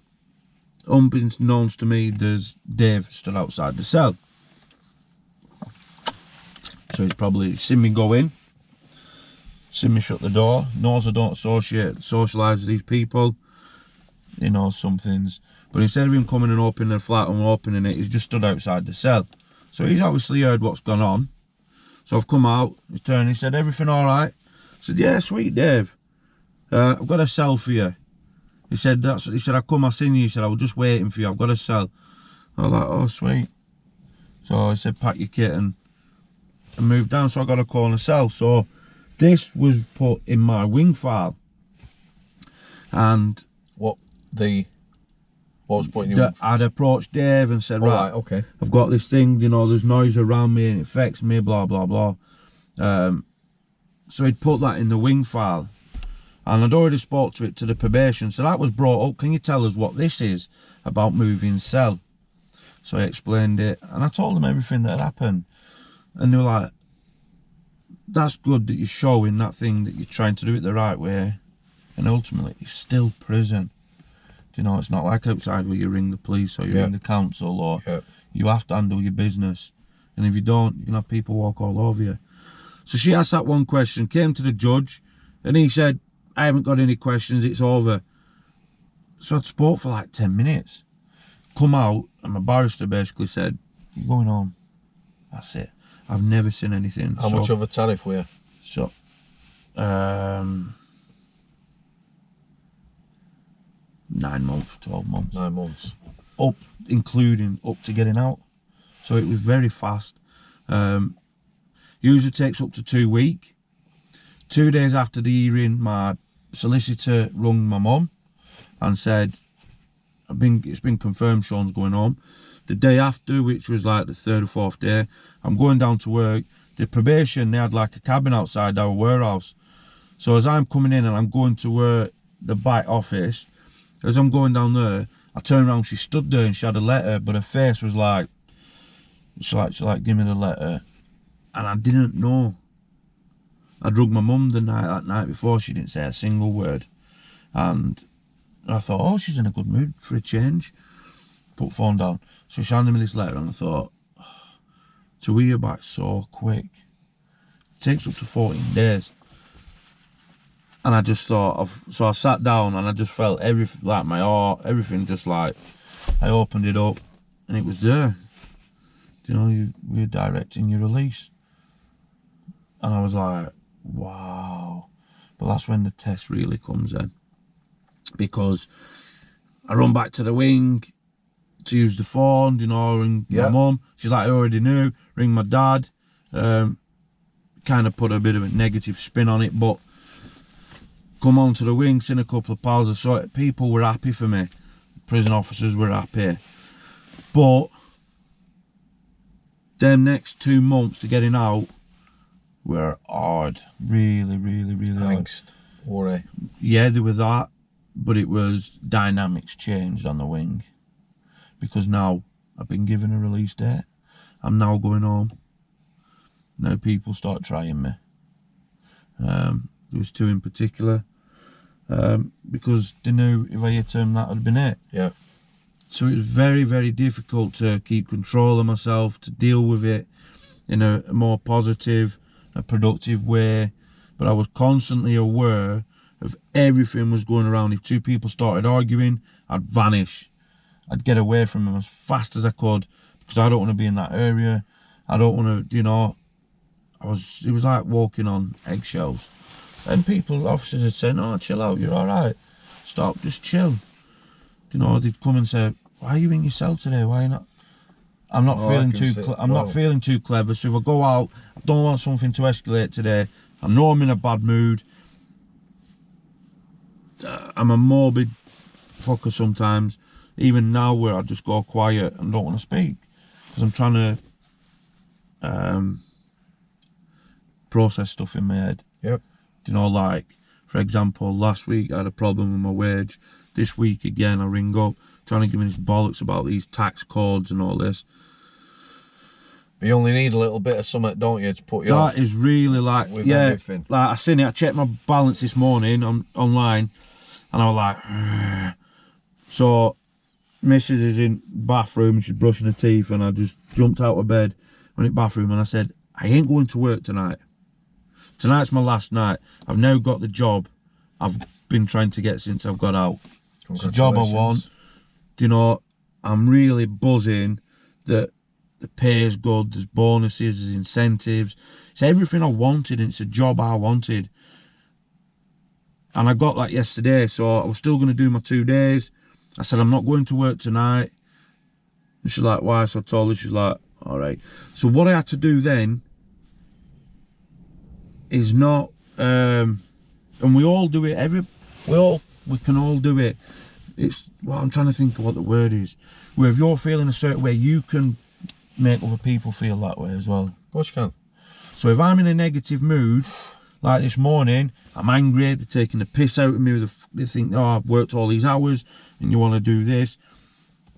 I couldn't let that out, because one, I don't want her to go to work in a bad mood. I don't want my boy to go to school and like, Shaun's in a bad mood. Do you know? So I'm like feeling all this inside of myself, but still like, hey, you know. It is very difficult. I very aware of that now. Two of my managers, Brothers and KK, said that on healthcare. You know, if I were, you could feel it. You know, you can like make everyone smile and cheerful, but at the same, you know, you can bring it all down. Oh, definitely. Yeah. You know, me and our lass now very, very sort of switched on. You know, you can tell straight away. I'm just like, right, what's going on here now? Tell me now. Yeah. You can feel it. It's like instant headache and stuff like that. Yeah. It's I want to take you back just a little bit, because obviously there's a lot of things in the prison service about people, I.P.P sentences being over tariff, people being over tariff in general. So for me, telling what you've told me, right? So your prison history is horrendous. Your security file would be yay big. I'd love to have a read at that. Yeah. I don't really get it, can I? No. You can get some of the stuff under freedom of information. Okay. You could get some of the stuff, but for me, so you've been a problematic prisoner. It's the Goodridge. Give you that little, Yeah. You had wee lassie on your side. You had a good personal officer. The personal officer scheme used to fall on its ass. On healthcare, personal officer to all 22 of them, me, I do 2 write-ups a week, and everyone on healthcare had a fucking history, because a lot don't. Yeah. Your inside probation come round. A big point, a massive point, is your 2 psychology reports. Yeah. Because what you're saying to me, having been in 2 parole hearings with an I.P.P prisoner, is when you said about moving cell, because of the noise, you'd had a word and it was in your wing file, that can keep someone inside. Yeah, of course. That is getting knocked back for a year, or maybe 2 years. I.P.P is 2 year first time automatic, then it's a year then after that. That is. So what happened? You're not lucky. It's how it should be. But without them people coming into your life, I won't be out now. Mr. Goodridge, the wee lass, your purse Claire officer, and the Paul. good. How long were you on in hand swing? 3 or 4 years, 3 years. Three years on the same wing, Yeah. in the same jail. Now I've been in 11 jails up until in the first 6 years. That is what it's all about. Like I asked you about the psychology, All right, because yeah. a lot of people don't get that. Yeah. You know, that's got to be a massive positive. Independent, both saying, Okay, yeah. yeah. So I know Massive. there was someone on your comments. I don't know if you read it. Do you know what? It was on my first. It was on the first part. Yeah. So she'd put a message. It was actually she'd messaged about like, well done, hope everything goes well for me. Yeah. And then she'd wrote something about the I.P.P or something like that. So as well as saying like thank, because I tried to answer everyone, and now it gets. You try, don't you? Yeah. To answer everyone you can, you know. So those that haven't, I do apologise. But there's that many comments now where don't have enough time.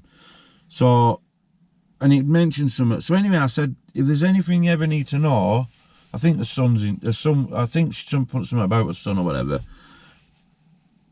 Just ask, you know. So she did, and she ran about his IP. No, he wasn't. His DCAT. Was he I.P.P? There was something, but it was more about can't get his DCAT for whatever, blah blah. So I had to try advise her and say, right, ask for the wing reports, ask for wing files, get a solicitor involved. This is the way you should do it. Now, there's all ways of doing stuff, and by me doing how I did it has worked, right? And the worst thing people can do is not be themselves. So there was Wayne who spoke to me when I got the I.P.P and said, don't keep your head down, don't keep your nose clean throughout the whole of your sentence. Because what they do is, you come in for I.P.P, for example, you're violent, you're classed as a threat to society. What a lot of lads do with their I.P.P, and this is why they end up doing double, treble the tariff. So they come in, they're a nightmare on the street, but they come in, they do every course that's offered, they keep their nose clean, they've got the good jobs, they do not get in trouble. So the pro board look at it as you've come in like that, so you're up here, you're high, you're doing all this, and you're flatline. That is your prison sentence, your career in prison. So the pro board look at it and go, you haven't learned, because why is it you like this outside, but yet you come to jail, you're blagging. You're just doing what we asked.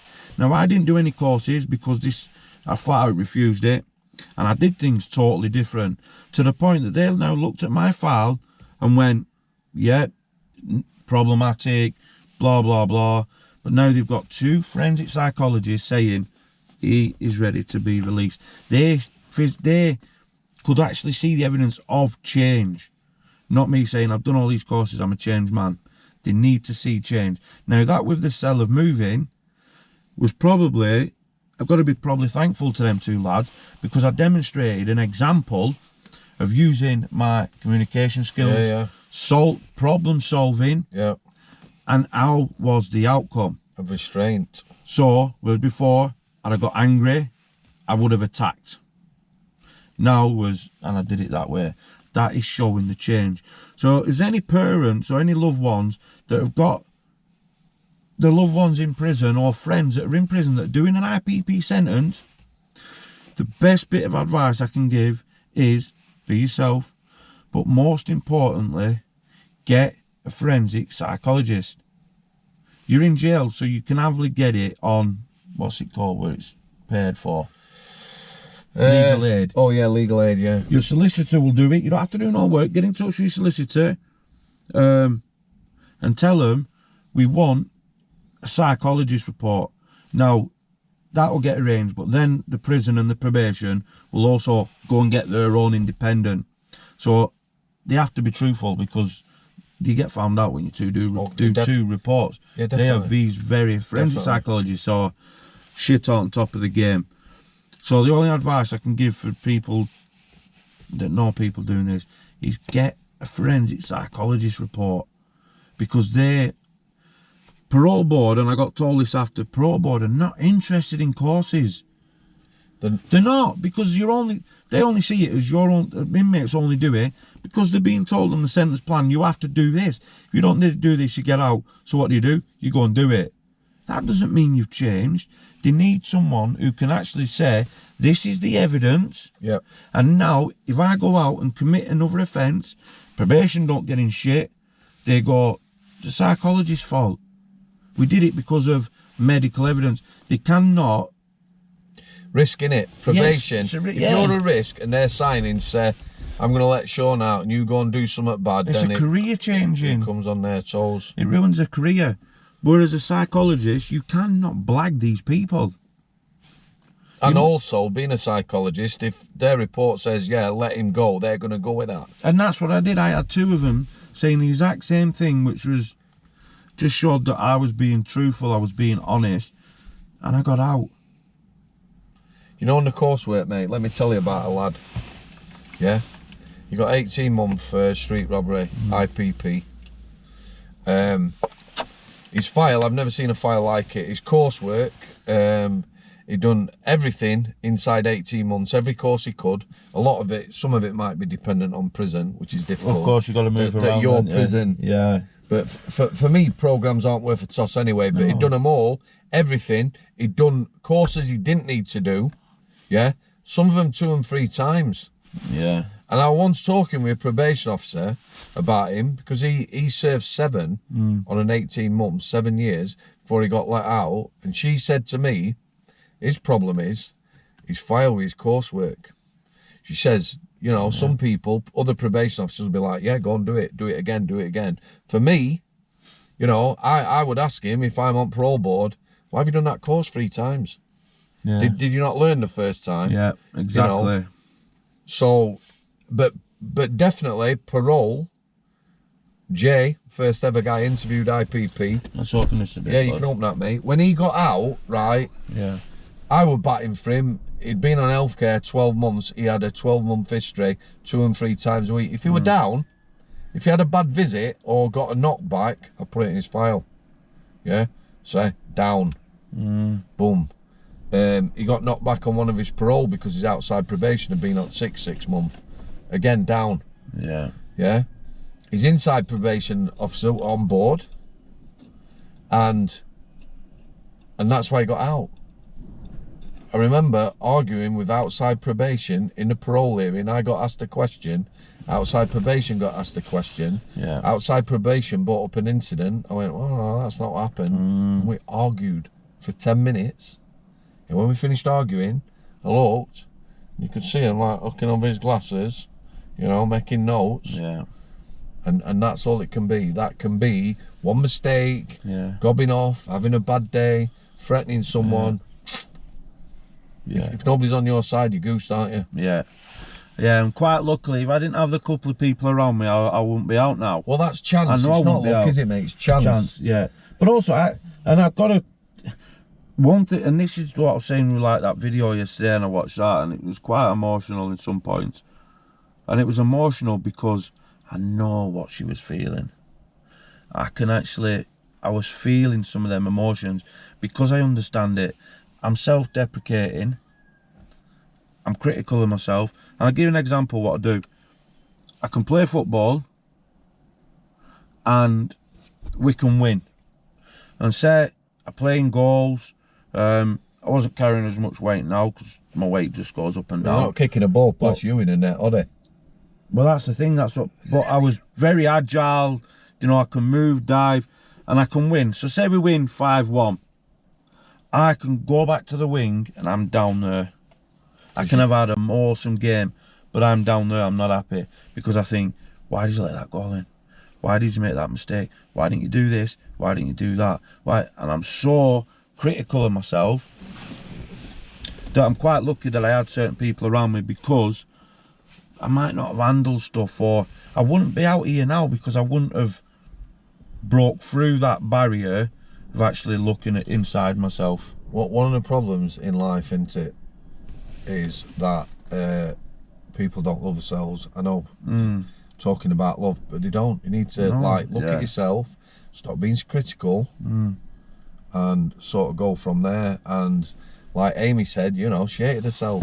Yeah. She actually said, right, she says, there's this me that people talk about, this bubbly lass, bum bum bum, and then, but this is me. And I went, well, hold on a minute, I see you as a bubbly lass. I don't know your borderline personality disorder, you know, if we hadn't to talk for 2 minutes on the phone. However, you are that bubbly lass. Yeah. That is on your CV, borderline personality. It's part of you. Yeah. So if you go off and try and kill yourself, you know, people calling you selfish or whatever, well, no, actually, that is part of it. It's recognised as being part of it. There is people, you know what, I hope one day to speak, there's a lass, a couple, amazing. See, my eyes watering a bit. I know, yeah. I've come across a couple of prisoners who had command hallucinations, which is voices telling them to kill people, yeah? This lass, and she's a beautiful person, she's always functioned, she hears voices that are very real. She's in hospital right now, not for the first time, yeah? Hears voices telling her to kill herself, yeah? Now you imagine in life, you know, it's very real. Yeah. So, you know, she's tried to take her own life numerous times in various ways. Wow. People look at that and they're so judgmental. Yeah. I can't even imagine it. No.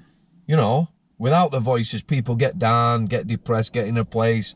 There's no out. You know, I don't know how many times you must have been that low at times. You have. I've attempted a couple of times, and you said the relief when you took all them 3,500 codamol, instant relief, not because you were 100. Off your tits, because you thought it were ending and it were all going to go away. Yeah, peace. So, yeah, Amy yesterday, you know, she's that bubbly person.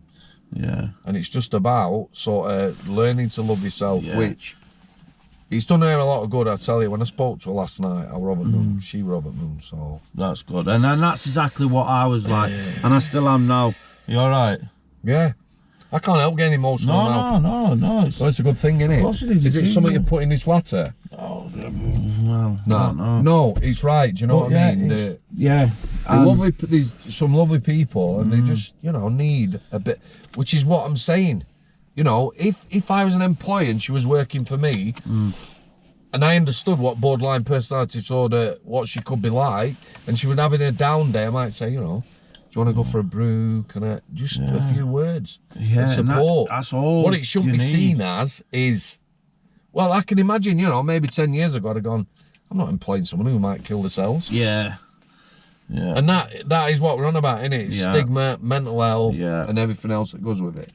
Yeah, and this is what the message what I was saying at the beginning of, if not just being more aware of your words, and because people do judge. I judge. We all do. Yeah, even now I see someone and I think, fucking hell, and it could be the nicest, or they turn out to be the nicest people.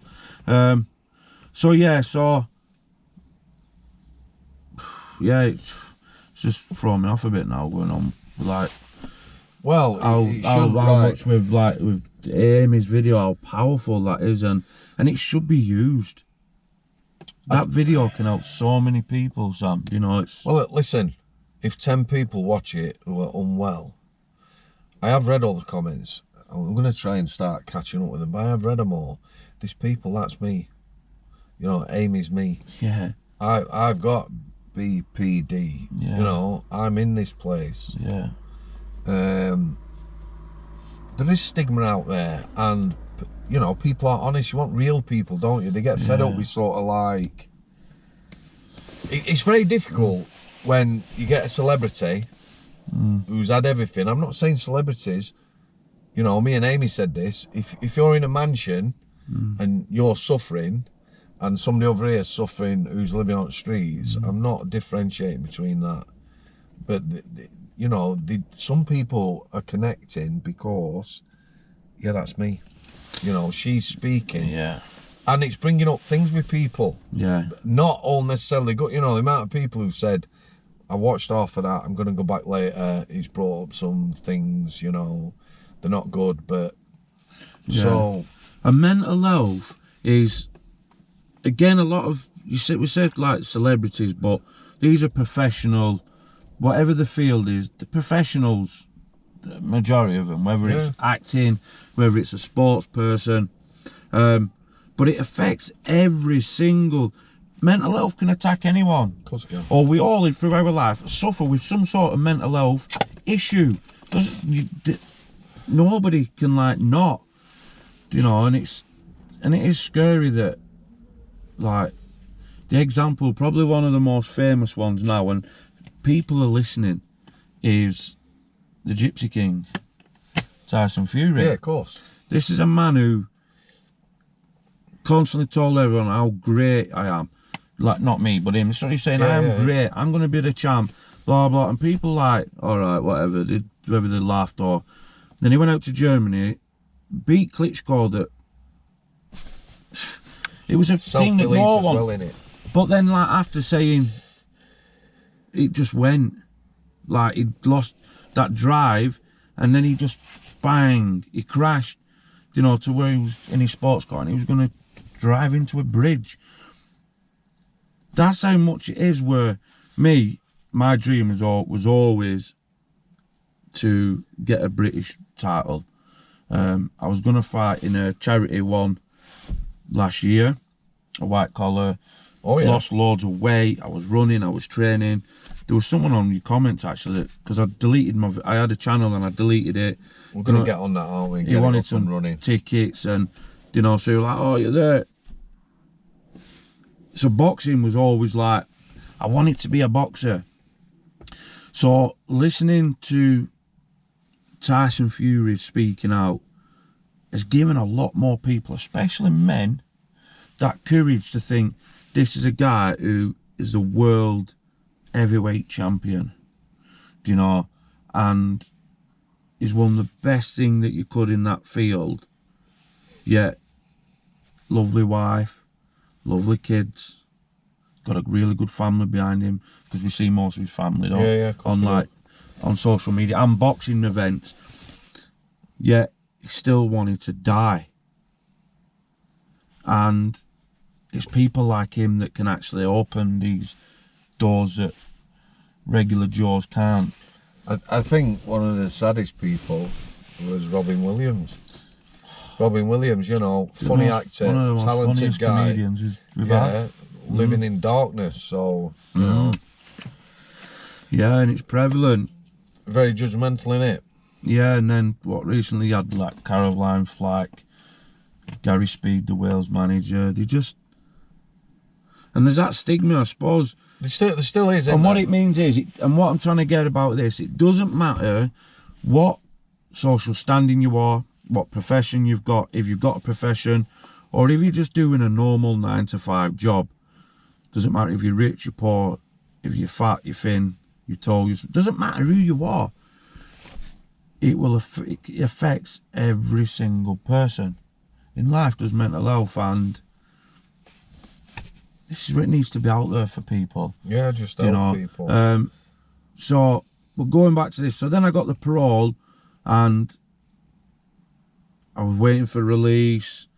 The day before, the lads, my mates, did put a good spread on, some lads, made some curry, and others made a banoffee pie, and we had loads of food that people chipped in. So we had like for my last tea it was, but it weren't just us, it was anyone, anyone could come up to the table and have some food, and that made me feel really good that you don't really see that. But I'd been on there so long, and I'd spoke to everyone, got on with everyone. It was quite emotional, really. Why wouldn't it be?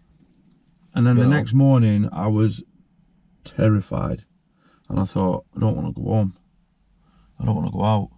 I was terrified, and my dad come and pick me up, and I was just, my body was shaking. Obviously, I give him an hug, and I was physically shaking.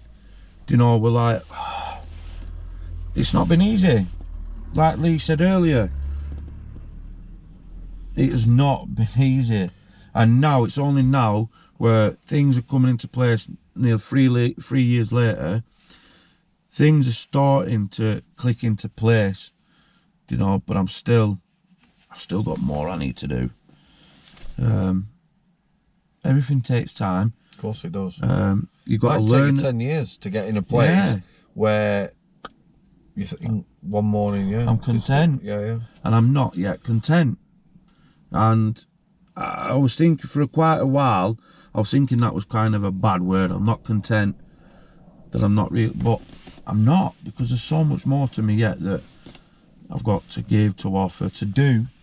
But I'm happy. I'm in a good place. So I've started this new job. I'm in a good relationship. There's a boy that just looks up to me, and you know, you just see he wants to be like me, and Role model. yeah, and he's into his boxing, and I'm now putting into him and helping him. Sometimes it's fine to say you're not content, but you've got a lot of positives as well. You know, everyone thinks not content. It's not all negative, is it? No. You've got a lot of positives. Like You're not work yeah. shy. You've had 3 jobs in 2 weeks. Yeah, and I've also got, I can start, and I'll show you messages, I can start a job tonight, and I start this new job Monday. And that's what gets to me, is when I hear people saying, I can't get work.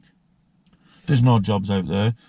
Well, in the last month, I've had... I think it's not what... do you know what? It's about yourself. If you want something, go out and give it. Do you know, I think a lot of people, I see some of my friends, and it's... Oh, I'm not doing that. I mean, the care industry is crying out for people. Our lass always said, I'm not wiping anyone's bums, I'm not doing this. She absolutely loves her fucking job.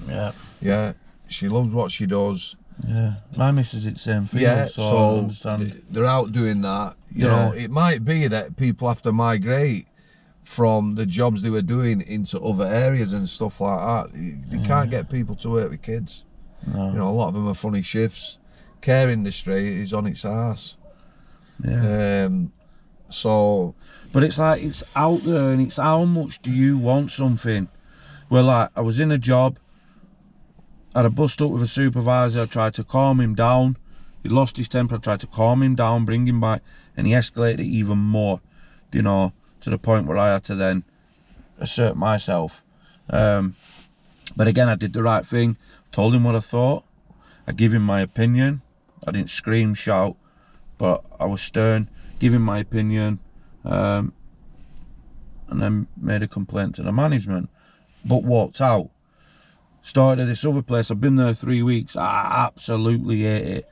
The 2 wages, I've not been getting paid right.